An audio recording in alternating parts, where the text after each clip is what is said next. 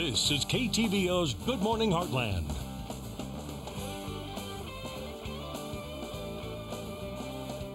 And welcome back. Easter is right around the corner, and for many of us, we'll be enjoying ham and other salty foods in our Easter baskets and our dinner as well. And for us, a lot of it has to do with salt. Right. And so we have a new study that just came out by Harvard University saying that we actually may be getting too much salt in our diet, right?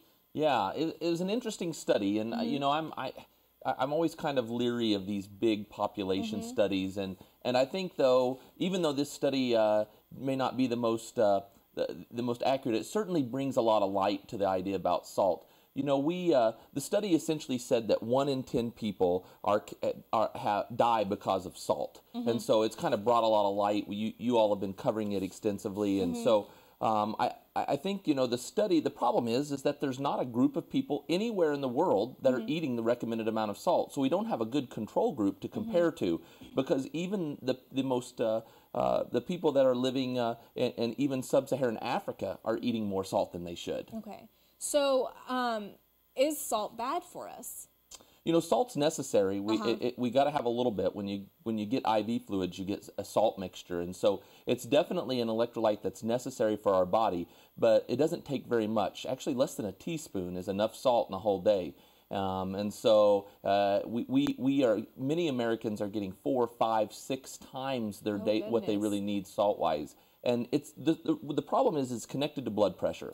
So when we have extra salt, it makes us retain a little bit of extra water. When you put extra water inside of our arteries and veins, they stretch, and it increases our blood pressure. So it's not a whole lot when we're younger, but as it builds over time, just like our cholesterol being out of control doesn't kill us today, it does it later.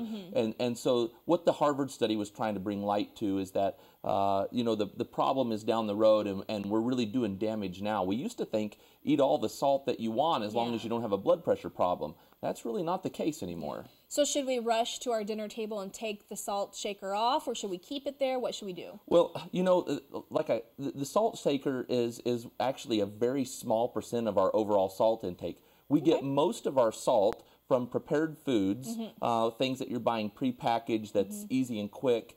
Salt is a great preservative. It helps things stay, and then it helps things stay fresh, and then the other big source is eating out. And you know, we're eating out 5 to 6 times on average every week. Oh, goodness. And so as Americans, and when we eat out, that food is often laden with salt. You don't have any idea. I was looking last night at some chain restaurants that we probably frequent, that it's not uncommon for one set of small riblets to have 10 days worth of salt in them.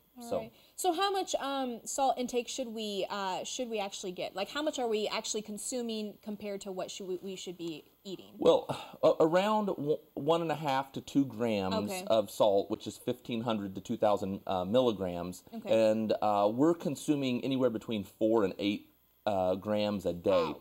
So getting just like we're trying to do with many of our other macronutrients and stuff, is to look at the packages and see what's on there, you know, and read and add up, kind of just track yourself for a day. You'll surprise yourself. I bet. I kind of don't want to do that. I'm kind of scared to do that because those French fries that are doused with salt sound and taste so good.